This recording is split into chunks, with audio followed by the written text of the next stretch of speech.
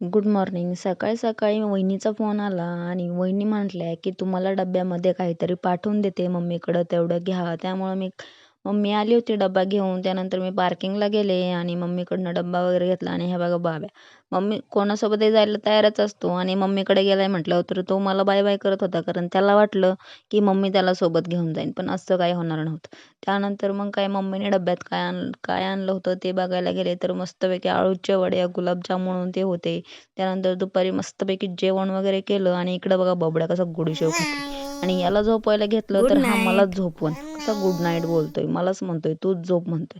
त्यानंतर बघा इकडे याला झोपी लावलं आणि घरातली कामं करायला घेतली. झाडू वगैरे मारून घेतला. त्यानंतर बघा झाडू मारेपर्यंत तर बबड्या उठूनच बसला. त्यानंतर आज होती आमची अॅनिव्हर्सरी आणि हे म्हटले की चला आपणच जाऊन केक आणूया.